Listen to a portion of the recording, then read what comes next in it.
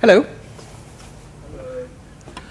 Wow, that was. This is going to be a tough gig, isn't it? Hello, everyone. Hello. Much better, a little bit. Okay, so welcome to Level Up Meetup. So this is our third Level Up Meetup, and tonight we welcome Dom. So a couple of little hygiene slides from us, and then we're going to get straight into tonight. So we're live streaming tonight as well, so hello everyone at home. I've always wanted to say that, so there you go. Hi, Mum. You got there first. So just a quick run through of our slides here. So what's our vision for this meetup? Well, it's there. So really we're here, we're not the experts at all. We don't pretend to be the experts with this, which is why we get the experts in. But we're here to share everything and anything around software development, and that means things like agile development, that means design, UX, coaching, people management, culture. Lots of people talk about culture and behavior in development teams. It's really important, but we tend to forget about it a lot, so we talk about that here. And we do this via talks, workshops, case studies, those sorts of things. So that's why we're here to share this with you. Okay, so who's involved in Level Up Meetup then? So you'll see my ugly mug at the end there as well, and you'll also see Chris, who's just there, and Eleanor and Callum just back there as well. And we've also got Sybil, who can't be with us tonight, and Alicia. So we're the organising group for this meetup. We're also the people to speak to if you've got any concerns around the code of conduct as well, which I'll cover in a second. So, code of conduct. The short message is just to be awesome to each other. We have got the full code of conduct that's available for people to have a look at. If you look at that and you're not comfortable with any aspect of that, come and speak to any of us. If you've got any concerns off the back of the code of conduct as well, then come and speak to any of us as well, and we'll make sure that that's dealt with promptly. But the short version is there to be kind and considerate to each other. Bear in mind what you're saying and how that could come across to other people as well. We also call this out around questions. So as at most conferences, if you're asking a question, make it a question, not a, I'm trying to prove you wrong by asking this question. We've never had to enforce this, so that's really cool, but we are on the lookout for that, as I'm sure you all would be as well if you were stood up here talking to everyone else. And you may have gathered by now that we quite like social media, so we're all over social media. You can follow us at Redgate Prod Dev on Twitter. We've got an Instagram account because allegedly that's where all the cool kids are. We've got the YouTube account where you can follow all of our live streams and you can see videos that we share of content that we're producing internally or things that we've been doing externally. We've got a SlideShare account. We've got our own podcast as well, and we have special guests on there. Recently we've had Heidi Hefland on there talking about dynamic reteaming, which is something that we've just been doing here as well. And we've got a bunch of other quite famous software development guests on there as well. So I'd urge you to subscribe to that and listen to our previous episodes and subscribe to YouTube as well so you can see all of our content on there. And finally, we've got our Slack channel. So this is specifically made for Level Up Meetup. If you want an invite to that, we can't drag you into that. You have to ask us to be invited to that because we need your email address. I promise you we're not selling these to some dodgy third party either. As soon as you've given us the email address and we've sent the invite, it gets deleted. And then you're on the Slack channel. But if you want an invite to that, you just need to give us your email address. Okay. And finally, if that's not enough social media goodness for you, we've also got our Medium page where we share everything that we're doing internally at Redgate and the experiences that we're going through, the experiments we're running as well. We like to think of it as leveling up everyone's knowledge. That's built purposefully to share that with the wider community. We talk about what our development teams are doing on there. We talk about the design practices that we're experimenting with on there. We even share a lot of the things that we're developing. So if anyone's familiar with the Accelerate metrics, we use them here at Redgate. We've got a link to the repo where you can download them yourselves and use them for your own development teams as well. So all of this is completely open and transparent to people. We're quite keen on sharing what we're doing here. So Google Ingeniously Simple, and we are literally the first link at the top. Okay. So, quick intro to Dom then, and I did a little bit of sneaking around on Dom's social media profiles. Didn't find any dodgy pictures, thankfully.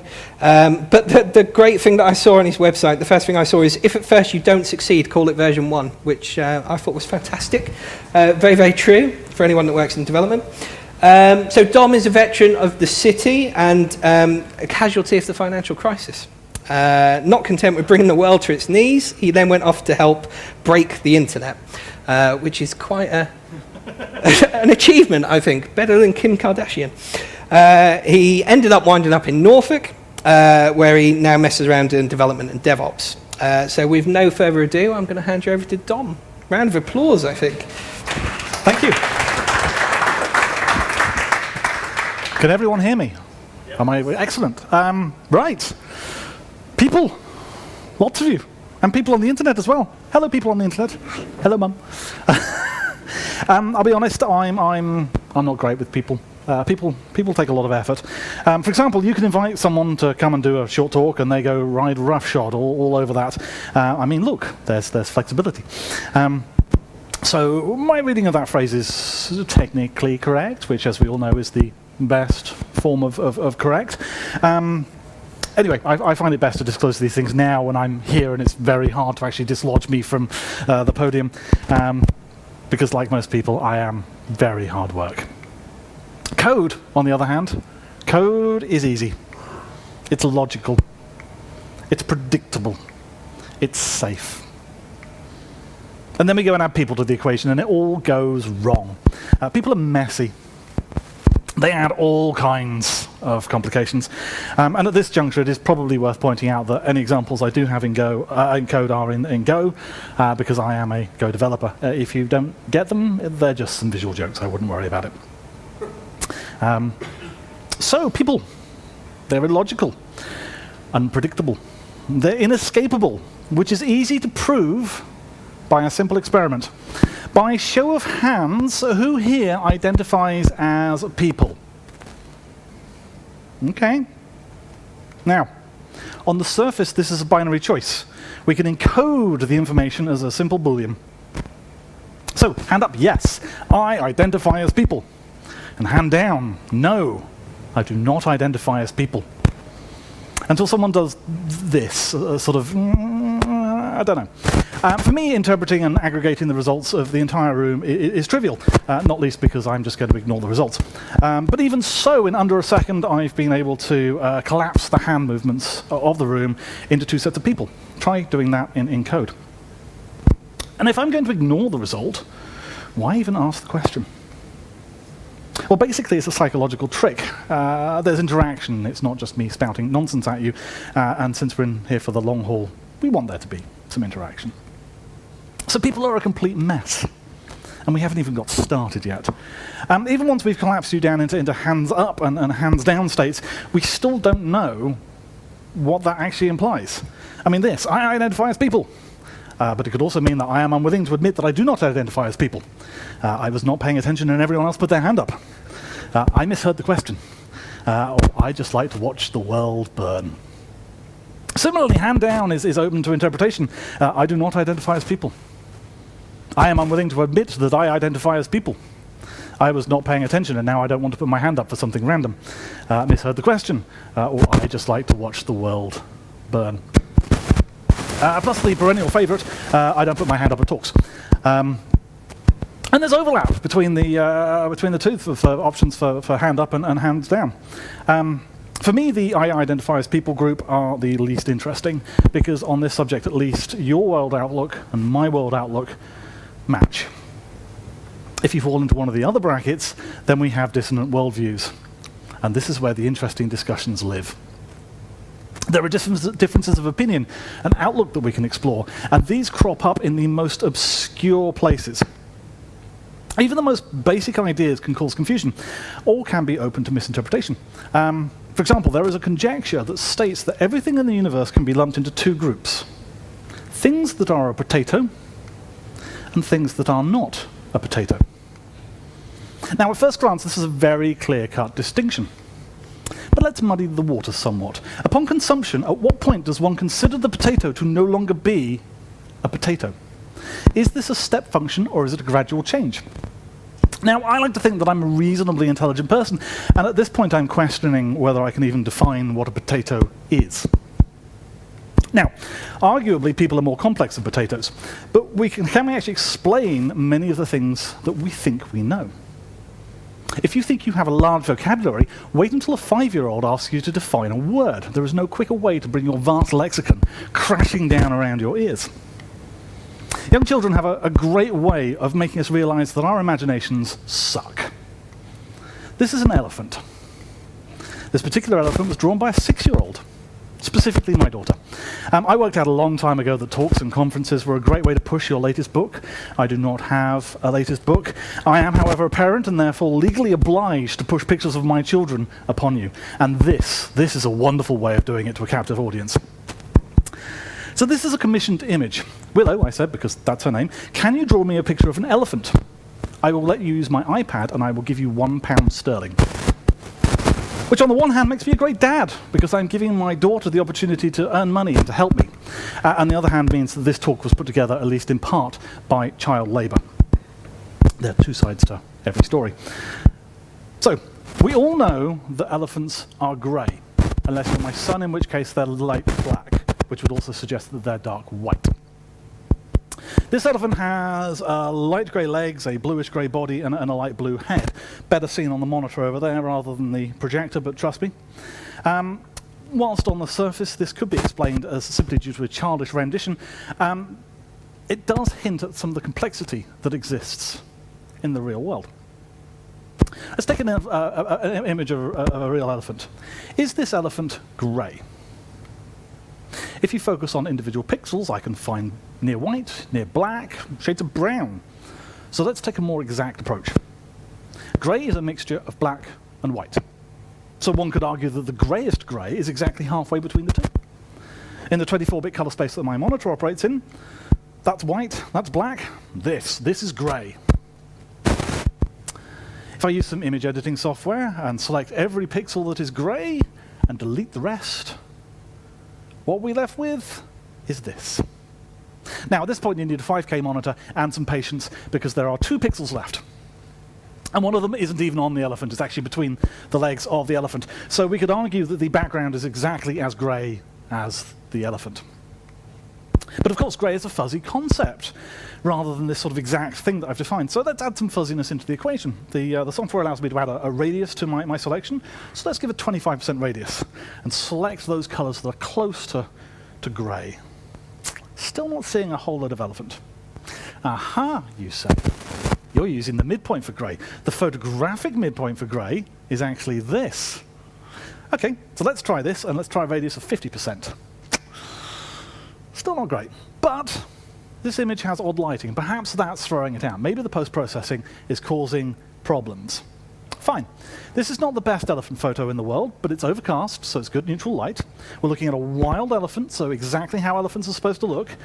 And I took the photo, so I know there has been no fiddling with it. Now, I know this is an Asian pygmy elephant, but until this point we have not specified species, genus, or subspecies. We'll use the photographic definition of grey, retain our 50% radius, and voila, the path is grey. Now, I don't know about you, but I would describe a jungle path as brown. If we push the threshold up to 75%, finally we are getting a better representation of our elephant, along with a large amount of the image, which, if you remember originally, was predominantly green. So elephants are grey. It's a very interesting claim. I commissioned this image precisely because it wasn't immediately recognizable as an elephant. Hopefully we're all familiar with the phrase, the elephant in the room. It's that thing that we're aware of, but we're going to studiously ignore because we don't want to address it. But sometimes the elephant is not obvious. And you might ask, how could that be so? And I might answer, guys, come on. And I've opened up a whole new double-edged can of ball games that some of you may in fact be blissfully unaware of. Now, if I've caused offence, discomfort, or upset to anyone, I apologise, and I shall make amends by calling out the problem right now. This word here, guys. For such a short word, it causes a lot of problems. There is an argument that guys is now gender neutral. Google disagrees. And before you point out that there is a lady in the bottom middle, it's an image related to an article about here's what nice guys need to do something, I don't know what. Is guys gender neutral? I don't know, but ask yourself this question. How many guys have you dated recently? Your instinctive response to that question says more about the gender neutrality of that statement than anything else. Granted, a lot of people don't have a problem with the word guys as a collective noun. But some people do have a problem with it because it erases their gender identity, which is an issue. And what's worse, people may find that they can't speak up or are unable to speak up about these issues because they feel it will negatively impact them, which is an even bigger issue. You could find yourself in a situation where someone quits over something that was trivial if it had been mentioned early on, but now it's become something big. But to allow that requires big culture changes and elephants, no matter what color they are. Now, we can actually do a quick experiment to see how differently we see the world. I want you to clear your minds, which after listening to me waffle on should not be too hard. Close your eyes and concentrate on your breathing. And I want you to focus on the first image that comes to your mind when I say the word elephant. Hold that image in your mind's eye, and now open your eyes. Does the elephant look anything like this? I suspect not. This elephant is all kinds of wrong, which is why it is so perfect. It's the very embodiment of the elephant in the room, with a nod to pink elephants as well. It's loud, it's proud, and it's making its presence known. This elephant demands to be addressed. We can take a leaf out of this elephant's book. We can say, "Hi, I'd like to raise an elephant." What is raising an elephant? Notionally, it's just addressing that there is an elephant in the room, although there's actually a lot more to it than that. Let's look at an example, me. And I'm not alluding to the fact that I'm overweight or substantially older than I was when this photo was taken. I'm a white, straight, cis, middle-aged, middle-class man, the very embodiment of privilege in this industry. This was my usual title slide. So we've got my title, my face, my name, and my Twitter handle. The issue with this slide is not related to my gurney mug and poor projectors, although that is something I need to address. The issue is down here, in the blank pronoun space that my privilege didn't even realize was missing. When it was suggested that I put my pronouns here, I didn't initially understand why. But this tweet sums up the problem nicely. Last year for EuroTestConf, we had pronoun stickers to help people get their own pronouns. These did not exist for minorities to be forced to identify, but that is what I feel they may do. This year, we ask in enrollment your pronouns will be printed in every badge. So, my pronouns in every talk. Tiny thing, but it helps address an elephant that the majority of us do not know exists. Now, as a Caucasian, middle-class, white male, it's very easy for me to make small, unconscious reinforcements to the dominance of this group. After all, it's what my people do. But monocultures are bad, so we want to avoid this. Which is why I use robot characters. It removes gender, sex, race, and a whole bunch of other things from the equation. And no, I am not implying that we are all robots. I'm saying these are placeholder images that allow you to substitute your own image of people. Although if I need to, I can make reference to a specific person, and you'll never know if I'm implying that they're human or not. Like I said, people are messy. So how do we raise these elephants, these metaphorical pachyderms? Or to phrase the question another way for those working in a certain type of organization, how do I paint a giant target on my back, which is an elephant in its own right?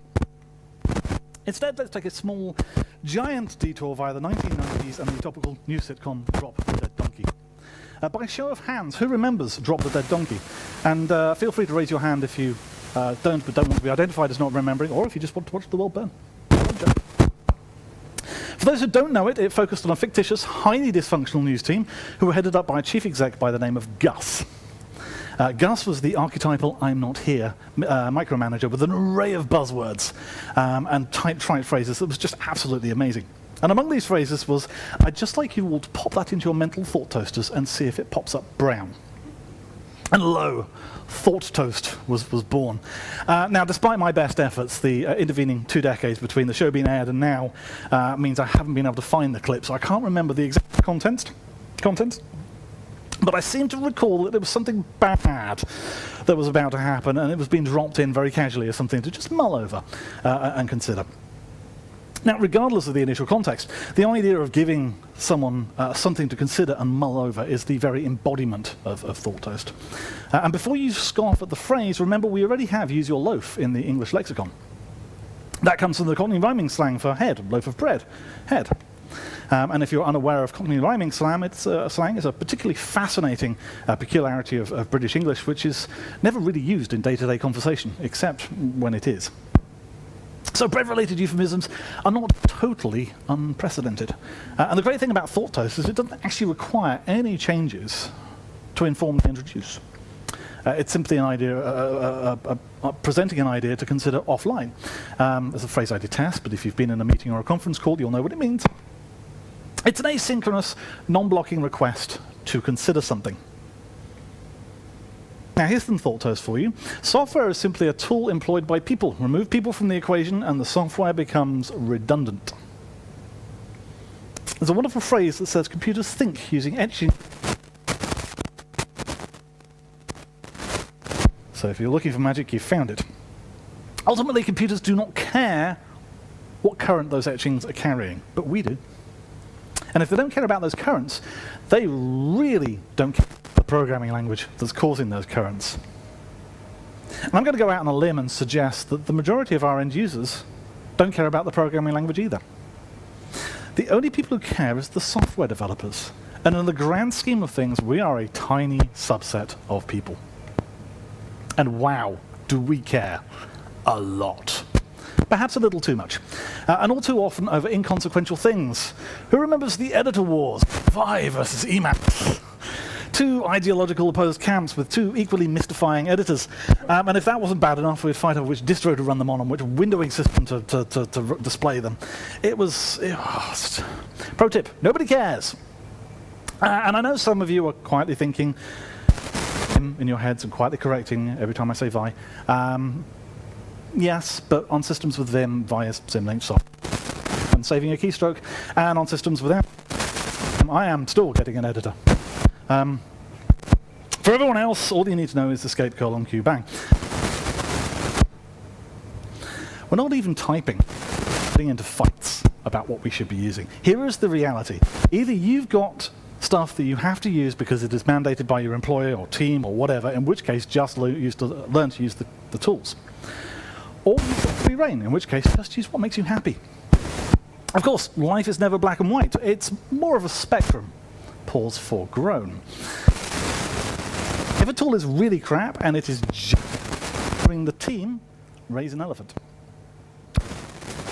How to raise an elephant. It's whatever works best for you in your given situation. It can be one-to-one. It can be raised within your immediate team, or to a wider audience. It can be verbal, or via chat, or via email. Elephants can be used as an interrupt. There's an issue that we need to right here, right now. Or they could be raised at an opportune time. We actually have an elephant section in our meetings, and it isn't just for elephants related to the meetings, for any elephant. Often there are none, but we will still announce elephants, as if to say, if you have an elephant, now is a good time to raise it. Does anyone have any that they would like to raise at this juncture? We follow the elephant section of the meeting with the ThoughtToast section. But again, ThoughtToast can be raised at any time. And because it's asynchronous, it doesn't need to derail anything. Chances are the discussions about the toolchain are going to be ThoughtToast, not elephants. The toolchain is there for a reason. It may not be a good reason, but it's something you might want to get familiar with. Because if it was that easy to rock up and declare the system crap and replace it with something else, chances are that would have been done already. If some aspect of the toolset is preventing you from doing work, raise an elephant. Otherwise, ThoughtToast. And prepare to be disappointed. Just because we're mulling over something doesn't mean we're going to agree with it. Now, none of what I said thus far should be a surprise to anyone. It's nothing new, at least it shouldn't be. We've been saying stuff like this for a long time. Some of what I've been saying has been covered in the Agile Manifesto 2 decades ago. But even then, they weren't new ideas. The Agile Manifesto is so old that Alan Kelly has started describing it as the Old Testament. So if I may turn to Genesis chapter 1, verse 3, and God said, let there be light, and there, no, sorry, wrong Genesis. Individuals over interactions and processes, individuals and interactions over processes and tools. Although I would argue that actually both things are saying the same thing. We need understanding to write code. We can't go scrabbling around in the dark, hoping that we produce what's needed. Individuals and interactions over processes and tools. It's a single, simple statement. It's not rocket science. Actually, let's make this rocket science. This is assembler. This is a snippet of code that put man on the moon. As languages go, assembler is a little dry, not necessarily to everyone's taste. And there is a reason why we try and use higher level languages for most things. This is Ada. This is a language that was designed from the ground up to be type safe, with some nifty features that I actually wish other languages had. There's a whole bunch of arguments as to why Ada is better, for a given definition of better, than assembler. This particular snippet of code is from the original Ariane 5 control software, which did this. Where's your type safety now? This is an integer overflow in action. Yes, it's absolutely entirely possible to get integer overflow with assembler, but arguably easier, but you're not going to be resting on your type safe laurels with assembler. You're going to be thinking about it. Now, thankfully, Ada is not used anywhere too important. This is a Vanguard-class ballistic submarine owned by the UK government. It's one of 4, of which at least 1 is at sea at any given time. Interesting fact for the UK is odd insofar as it does not require direct prime ministerial authorization to launch its nuclear arsenal. We are a small island, and one that is getting smaller by the day, it seems. A decapitation strike would be easy. To guard against this, there are certain circumstances where a submarine commander would go to a safe, open a letter, and follow the instructions contained therein. The letter is handwritten by the sitting Prime Minister, one assumes in crayon, and one potential option is to unleash the dogs of war. Now, these things currently operate at a reduced capacity, with only 8 missiles and 40 warheads, but that is enough to make a mess of any foreign power. So I can point at that and go, Ada, and you may shrug, which is not quite the response I want. So I can suggest it's Ada, written by people like me, which is a little worrying. I don't know about you, but I've had some pretty monumental cock-ups in my career. And let's not forget, the last time we test-fired one of these things, it headed towards America, which is technically the wrong way. Technically. But let's pretend these aren't powered by Ada. Let's pretend just for a second that we're sea trials for a Vanguard refit. We're out with all 16 SLBMs and a full complement of 192 independently targetable warheads. And this is all running Node.js, written by full-stack developers. The thought is enough to give me nightmares. So, we may laugh, but why are we laughing? There's some thoughts for you right there. So toolchain isn't completely irrelevant. It's possibly just not as important as we might make out. What is important is people. Now, I'm generalizing and pigeonholing here, for which I apologize, but I'm going to lump everyone that is part of the team handling the software development as people. Furthermore, I'm going to class the users of the software as people. And while we're feeling rash, let's class the clients, the people who've asked for the software, as people too. And note that I'm saying the team handling software development. The developers are just a component in that team. So Group A want to define something that Group B needs to implement for Group C. And it is entirely possible that Group A and C are the same. It's also not totally unreasonable for Groups A and B, B and C, or A, B and C to be the same. Let's take the simple case. A single person defining software for their own use, which they are going to develop themselves. I have been there, I have done that, and you would think the spec would be rock solid. Not so much. It's little wonder we spend so much time and effort trying to make the more complex scenarios of more than one person just work. So it's Frabjust Day. You are starting a brand new greenfield project. You are in charge. If this is a promotion for you, congratulations. Now, what tech stack do you use? Have a ponder. There are 3 broadly possible outcomes. Outcome the first, you have built the entire tech stack in your mind. A brave move and one I might question. Outcome the second, you're unsure, you've got some ideas, but whatever reason you lack some of the details, and you require to ask questions. Better answer. Outcome the third, utter confusion. Why are we even asking this question at this juncture? We know precisely nothing. This is the best answer. So we need to find out more. He's a freelance illustrator at work. Occasionally camps at our office, and on one occasion he was really struggling, saying it was hard to visualize the concept of his current assignment. I asked what he was drawing, and he said, I'm drawing a wolfin. Half wolf, half dolphin. To which I responded, why? And he said he didn't know, just that Jason, my co-founder, had asked him to draw one. So straight away I'm on Slack and going, Jason, why have you asked Andy to draw a wolfin? And the response I got was because it was to go with the dolph that he'd asked, which really didn't help. Jason and I have that kind of relationship, and in case you hadn't worked it out, a dolph is half dolphin, half wolf. A bit of probing later, and I find out that Jason uses this concept of a wolf-dolphin cross in some philosophical discussions because people have a hard time visualizing what it looks like. Little wonder that Andy was struggling, which seems a little catch-22 until you just reframe the problem a little. Okay, Jason, how do you visualize a wolfin and a dolphin? And it turns out you take a dolphin and a wolf and you do a cut and shut. The question of fur is up for debate, which may give you an idea of the level of conversations in our office. This may or may not be a good thing. Still, we like to try and keep it a safe and productive workspace. And to aid with this, we use elephants and thought toast, which are both core tenets of our philosophy. They underpin one of our key principles, and confirm. The confirm part is essential.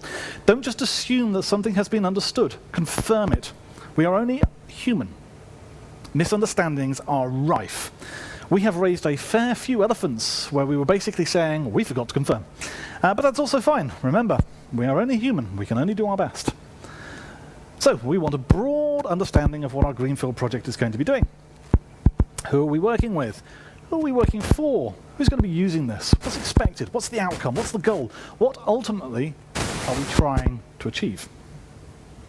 All of these things could impact our technology choice, although provided we're not being stupid, it still really doesn't matter all that much. But once that choice has been made, it is no longer a greenfield project. You now have a legacy decision. And whatever decision you make, regardless of how carefully you make it, I guarantee I can find someone who will consider that decision to be wrong. Because either you've used a particular technology, or because you haven't used a particular technology, both. From this start, you now need to build something where, if you are lucky, the goalposts will move. But more than likely, it will turn out that you're playing rugby, not football. There's 5 minutes left until full time, you're 2 sets down, and someone's trying to hide a ball behind a racket. So yes, in answer to your question, we acknowledge that the tool chain isn't the best, but it works. And our time has been focused on sorting out the myriad of other we have. And to my knowledge, there isn't much we can do to fix the situation. However, I am more than happy to give you some slack time to investigate making it better. As I said, prepare to be disappointed. Notice I've not shut down the discussion. Nothing pleases me more than finding out that, wow, you can do that? Awesome. Yes, let's do that. Or finding some massive shortcut that just bypasses the problem at hand. Which may be controversial to some of you. So while we're inviting controversy, let's throw another one out there. We're all on the same team.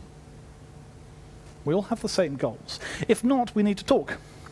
Now, I have on many occasions described large organizations such as investment banks as a collection of warring fiefdoms that just happen to be heading in the same direction. And while startups often begin with the best of intention, many startups end up with toxic cultures. And we've all worked with that person who declares their code to be sacrosanct and you shall not question it or change it. That is not a team member, that is an elephant. This is a problem that's systemic and endemic in our industry, and we are not solving it here today. There is no silver bullet. Some of us here may be in a privileged situation where we can affect large changes in our organizations, but many of us will not have that luxury. But we tweak our immediate surroundings, and we can do that by communicating. Now, technology is defined by Wikipedia as the collection of techniques, skills, methods, and processes used in the production of goods or services or in the accomplishment of objectives. These days we hear the word technology and we think computers. During the Industrial Revolution, we would have likely thought powered looms. During the Agricultural Revolution, it would have been the plough and other farming tools. Technology builds on technology. We advanced the Iron Age from the Bronze Age, and we got there from the Stone Age. And it was all possible due to something so ubiquitous we no longer consider it to be technology. The ability to communicate. Language. This is the root of any tech stack. It's also the root that or the problems that we as an industry and as a species have. Language is inefficient, it's error-prone, it's open to interpretation, and even without all the machinations of the human cyclops into the equation, it can lead to all kinds of issues. Even something as simple as phrasing can make a huge impact. One of our developers used to use a wonderful turn of phrase when talking about things. Instead of I think, it's I feel. And the change of a single word softens everything that comes after it. I feel I should use this more. Actually, I know I should use this more. Now, here's a phrase we should all be using more often. I don't know. It's okay not to know.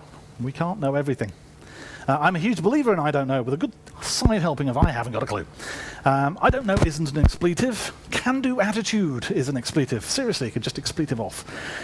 Can-do attitude can be summed up with this tweet. When someone says, come with me with solutions, not problems, I imagine them having that conversation with their smoke alarm. Can-do attitudes has done immeasurable harm to our industry, as we have deployed armies of rock stars, ninjas and wizards to wreak havoc on innocent code bases. 10x developers who haven't got the first clue what I don't know even means. Now, I have in the past considered myself worthy of the 10x accolade de jour. And if you've ever come into contact with code from that era of my life, I apologize wholeheartedly. I was mediocre at best. I didn't know. I was unaware of Dunning-Kruger, so it was worse. I didn't know that I didn't know. And we're so desperate to hide the fact that we don't know, we end up in ridiculous situations. For example, how long will it take you to implement this poorly specified feature? I don't know, 6 to 8 weeks, because that's the standard answer, right? I mean, there's even a website that helps you fill in all the details of your project plan, and it will pump out 6 to 8 weeks. We need it in one. So in other words, I do not like your hastily made-up number that bears no resemblance to reality. I wish to substitute my own hastily made-up number that bears no resemblance to reality. Okay, we'll get it done in one. It's like some kind of project manager Jedi mind trick. There's a lot to unpack here, but hey, look how smoothly we've set ourselves up for failure. Just because we didn't want to admit that we don't know. I've got a radical suggestion for everyone. Have you tried not lying? Let's try that again. How long will it take you to implement this poorly specified feature? Now, at this point, I like to look up and smile at the person, because it helps soften everything when I go, no idea. Obviously, as a complete answer, that's not going to fly, so let's make it more palatable. No idea. I probably need a couple of hours to get a handle on the situation. We've completely changed the nature of this discussion. And it is a discussion. We still need to address the potential mismatch between desired time frame and actual time frames. Still, this conversation is generally on rails, and we're back on track when we're told we need it done in a week. Which implies it was never a conversation in the first place. Now, we'll look at this 1 week figure and we'll go, deadlines! I hate the word deadline. It sets up arbitrary stress. Thanks to Liz Keogh, I now generally don't talk about deadlines. I talk about sad lines. Nobody dies if we miss these. Somebody's sad, sure, but we can have a discussion about realities, ideally before the sad line is hit, and thus reduce the overall level of sad. Now, despite this being a small semantic shift, it can have a profound effect on a team and their willingness to actually discuss the current status, something I think we can all agree is desirable. In fact, if we accept that a certain level of sad is inevitable, we can actually define our jobs as simply minimizing the total amount of sad. Now, on the surface, this is a little depressing, but there's actually huge amounts of win available here. I would be delighted if my epitaph was he delivered the smallest amount of sad. So, let's take this 1 week requirement and disarm it with the most powerful weapon in our arsenal. Why? We should be asking this question a lot more frequently. We need this thing in a week. Why? Why and I don't know go hand in hand. Why can help remove the I don't knows, and more importantly, it can raise them. But why needs to be deployed correctly. We need this thing in a week. Why? I don't know. Well, you're an idiot then. It's harsh, and I'm paraphrasing, but this kind of conversation happens a lot, and it's very confrontational, and it sets us up for the entirely the wrong dynamic. We should probably use a different approach. Now, I've worked in large organizations, and I know we're not changing them overnight, if at all. But we can change ourselves. We can change how we approach situations and change the dynamic. Our job is to produce software, and this software should be an enabler for people. The correct approach is, how can I help you achieve your goals? Because ultimately, that's our job. And note, I phrase this question very carefully because it's not our job to blindly code up whatever request happens to come down the pipeline and land on our to-do pile. It is our job to understand what is trying to be achieved and then enable that. It is my conjecture that writing code is the absolute last resort in this endeavor. And I'm not alone here. Chris Allwood has given us productivity and programmers is not a measure of how much they do today, but how much they don't have to do tomorrow. Hayden Pickering has gone on record stating, "I'm not the most talented coder in the world." No, it's true. So I try and write as little code as possible. The less I write, the less there is to break, justify, or maintain. He then goes on to say, "I'm also lazy, so it's all gravy." Code is a liability, and we want to reduce and limit liabilities. Now, in my adult years, I have developed a healthy fear of flying. While it never bothered me as a kid, these days being in a pressurized metal tube and propelled through the atmosphere at high speed and great heights causes me anxiety. The fear has developed thanks to knowing too much about how modern aircraft work. But at its most fundamental, it is an irrational fear. The worst phase of flying for me is straight and level. Landings are fine, we're meant to be coming down, the nightmares are nearly over, it's fine. Takeoff is an exercise of brute force over ignorance, and while terrifying, it's expected, it's a short duration, we can deal with that. It's the middle bit, where you get lulled into a false sense of security, and then physics suddenly decides, no, that doesn't work anymore. Or at least that's what my mind's expecting. And mechanically, flight is very simple. Air moving over a wing goes at different speeds over the top and the bottom, creating a low pressure and lift. And fundamentally, the physics states that if the airflow is okay, we'll fly. Most modern aircraft will glide. Glide performance is great, and landings are going to be fun, for a given definition of fun. But dropping out of the sky is not something that generally happens without massive structural failure first. There is a class of aircraft where this does not hold true. Military aircraft. By making the aircraft aerodynamically unstable, you can make it very maneuverable, and also utterly reliant on computers to fly it. You don't fly the aircraft, software does. Now, the military are not stupid. They know that pilots are expensive. Should anything go wrong with the aircraft, for whatever reason, you're provided with a method of rapid egress and a safe landing in the form of an ejector seat. Commercial airliners are conspicuous in their lack of ejector seats. Rapid egress from something like a 737 is done through a modified fairground ride, which somewhat assumes that the aircraft is stationary and on the ground before use. For those of you who are not up on your aircraft identification, this is a 737 MAX, an aircraft that Boeing have decided to make aerodynamically unstable. It is an interesting choice. I will give them that. Long story short, bigger engines are better on a big aircraft, but engine hitting ground bad, so we try and avoid that. And you'll note that the bottom of the engine is flat. This is to give it more clearance, but there's only so much clearance we can get from doing that. So the only option now is to move the engine up and forward into the wings, which does all kinds of interesting things to the flight profile. Pulls 346 people on board their flights. The 737 MAX is an almighty hack to have the aircraft retain the 737 classification. And why do they want to do that? Well, if circumstances. This is a bad thing. So Boeing have written some software that will trim the nose down. And this is done by MCAS, which is the Maneuvering Characteristics Augmentation System, because of course it has an acronym. MCAS takes a bunch of data from various sensors and stops the nose from going too high. We'll get there. If the nose is too high, the angle of attack is too great, the basic principles of flight break down, and my worst nightmare about flying becomes true. Now, we all know that aircraft use redundant multiple systems, except the MCAS only uses one angle of attack sensor. And the thing that tells you that the angle of attack sensor disagrees with the other angle of attack sensor was an optional upgrade, which they charged money for. Needless to say, this isn't the case anymore, but the damage is done. So yes, the software didn't actually go wrong per se, it worked exactly as advertised. It was just being fed duff data and did what all software does. Exactly what you told it to do. And then you have a situation where the pilot is fighting an aircraft, and sadly, in 2 occasions, the aircraft won. So software was used to aid in a shortcut, and reliability was introduced. And now we have an aircraft where physics can go, that never worked in the first place, which turns my irrational fear into a perfectly rational one. Sometimes I hate knowing stuff. And before you dismiss this as an isolated incident, I found this a while ago. Lufthansa blocks A320neo seats over center of gravity issues. Now, NEO in this context stands for New Engine Option. So I think we can see where this is going. The A320neo issue isn't as bad as the 737 MAX one, but it is still a problem. With the Space Flex option, the A320neo Airbus, the A320 Airbus, they've managed to move things around so you get an extra row of seats. Which is great, except this does all kinds of things to the center of gravity that apparently the software can't handle.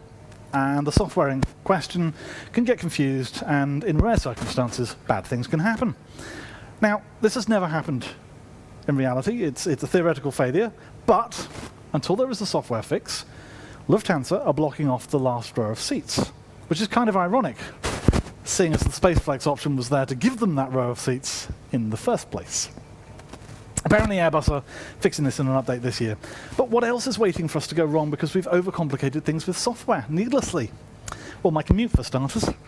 These things arrived in Norwich last year, an entire new fleet of rolling stock to replace Greater Anglia's aging fleet. A bunch of these trains are still not in service because the software does not work. So I get to commute on old rolling stock that doesn't comply to current safety standards because software has introduced problems on things that used to run just fine with Steam. Software gets everywhere these days, which is worrying because software fails regularly. Software failure is now so ubiquitous, we even capture examples and send it to Kevlin Henney, who is the guardian of software failure, as if to say, see, look, software is still failing. All is right with the world. So we probably want to be putting less of it into the wild. And we do this by understanding exactly what it is the software needs to do, and doing only that. Our tools, our programming languages, our editors, our operating systems, none of them help with that.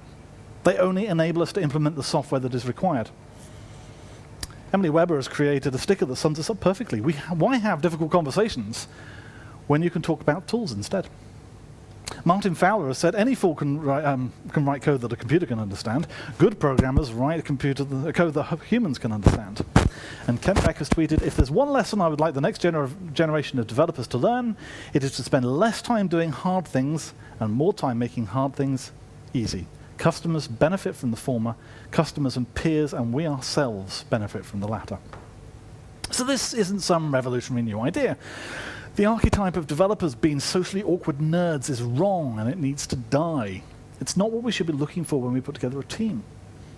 We want teams made of diverse people who can freely communicate with each other, internally within the team and people external to the team. People who can ask why and admit they don't know. People who can listen and provide input. If you want a 10x software development team, stuff it full of people like that. So, elephant time. I have absolutely nothing concrete to help you with that.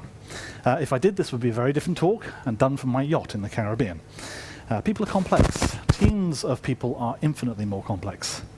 Suggestions that work in one team are not going to work with another. Suggestions that work in one company are doomed to failure elsewhere.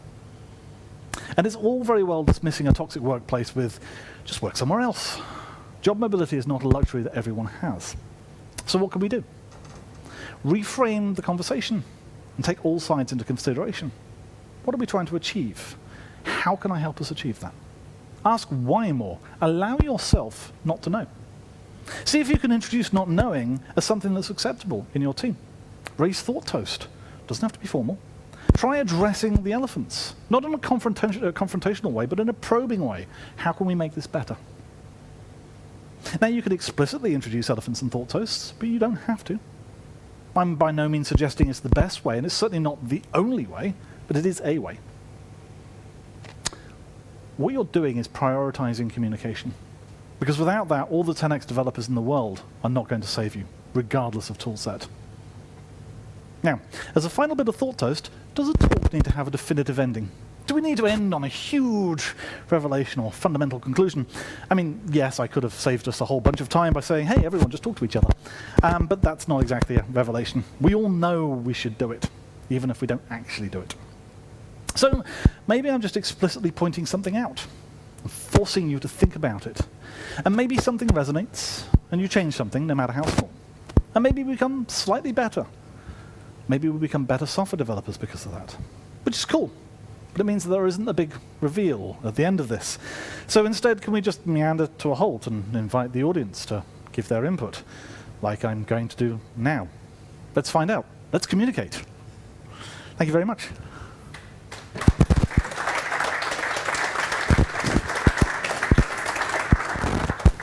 Thanks, Dom. Has anyone got any questions that they would like to put to Dom? Question. Hi. Thanks for the talk. This isn't so much a question as a statement where I'm going to... No, it's just well, it's sort of a question because when you mention, I mean, it's an all-known, almost like a funny, always the same situation where the manager says like, I don't understand what it does, doing one thing is the thing that I've heard over and over. Yep. And sort of never really experienced in my own. Maybe I'm lucky, I don't know. But the thing is, if that person that we communicate with about what we do says that, isn't that just meaning that they don't care about what they are doing? Because technically they work in a global software. And if they work in global software, maybe the first thing to do is to interest them in what they are actually doing here. Quite possibly. So a lot of the time when you've got dysfunctional dynamics, you are not changing anything radical overnight. You just need to start trying to reframe the question so that you can nudge them onto the same page as you, or maybe get yourself to have more understanding of where they're coming from. Because generally what you'll find is not that they're an idiot or you're being an idiot, it's just that you're coming from this point, they're coming from this point, and you need to shift the conversation so you're both coming from a common angle. We talk a lot with salespeople, and the great thing about them is they're passionate about what we do. Yep. So it's a great thing. They really know a lot about even technical things, which is also delightful. But when you come to have some distortion about what's possible in a given time frame and stuff, just explain to them with the words they understand what it is that it takes to get. So I have a lot of experience with salespeople selling things that can't be done, don't exist, and it stems from the fact that they have historically been disappointed by the development team. So they have discovered that if they go out and sell something that doesn't exist and create this artificial pressure, then the development team will scramble and try and produce something so that they can then hit their targets. And you need to, at that point, specifically with the salespeople, is reframe the conversation as to how can I enable you to sell more of the software or the service that we are providing. And again, it takes a little while, but if they regain that faith and trust in the development team, which they've lost for whatever reason, I mean, it doesn't necessarily have to be the fault of the dev team at all. If they can regain that trust and faith, then the conversation starts being a positive one again of, hey, wouldn't it be great if the software did this, because then I could sell it to this customer. And you're going from the reactive, oh my God, they've just sold that, let's code up a solution, to the, yeah, that's absolutely cool, we'll have it in 4 weeks. Well, 6 to 8 weeks, shall I say. So yeah, it's without being embedded with the team and seeing how the team functions and the interactions with the other people, it's very hard to give specific answers. But try different things. Try asking probing questions as to why is this request coming out? Why is this being handled in this particular? Help me understand what it is that is driving this. Yeah. I'm interested. Yes. Okay. They're interested. What it is, the information you're missing. Yeah. So it's just that sort of, yes, it's EQ, your emotional quotient, and sort of, which is why I'm saying this stereotype of developers being the sort of the nerdy. No, most developers can actually articulate and talk to people, so capitalize on that. Get them talking to people. Anyone else? Have I stunned you all into silence? I have a tendency of doing that. No? Okay. Cool. Right, so I think another round of applause for Dom.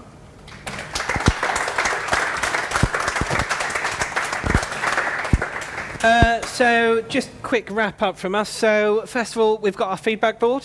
So we'd love to hear about what's gone well about tonight, about the venue, Dom's talk, Redgate, in general. I'm definitely going to be putting something up there about the mic feedback, because that wasn't particularly fantastic at the start. Yes. And anything that we can work on for the next meetup as well. So what could have gone better tonight, apart from the mics? So it'd be great if you could fill that out. There's some post-it notes there, there's some pens there as well. There's still plenty of food, plenty of beer as well, so please help yourself to that. And we will see you again next month. Thanks very much, everyone.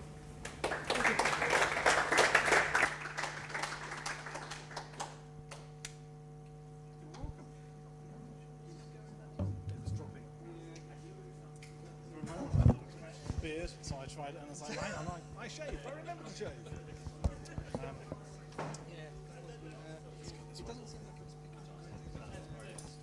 No, I think it was cutting in and out. that's where the tracking is coming in as well.